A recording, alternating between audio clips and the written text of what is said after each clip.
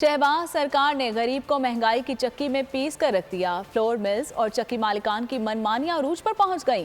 फी kilo आटे की कीमत 140 से 145 रुपए तक जा पहुंची। सफेद आटे की कीमत भी 125 रुपए तक जा पहुंची। हुकूमत की तब्दीली के बाद से आटा 74 से 76% महंगा हो चुका।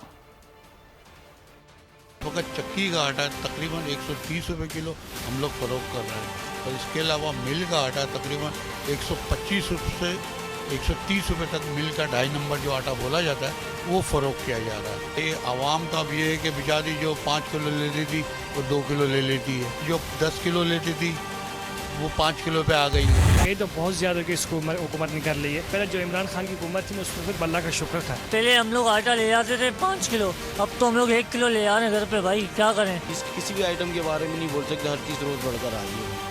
आटा भी 650 रुपये बिक रहा है भाई, अब आगे जाके क्या बिकेगा 130। मैं इमरान खान हूँ, आप बोल्ड न्यूज़ देख रहे हैं। सबसे बड़ा चैनल बोल, सबसे बड़े एंकर इमरान रियाज खान के प्रोग्राम इमरान खान बोल के साथ ने रेटिंग के तमाम रिकॉर्ड तोड़ दिए। 56% नाज़रीन ने बोल न्यूज़ को देखा। सोशल मीडिया पर भी सबने ज्यादा देखा। सब्सक्राइब करें और बेल दबाएं ताकि कोई खबर रह न जाए।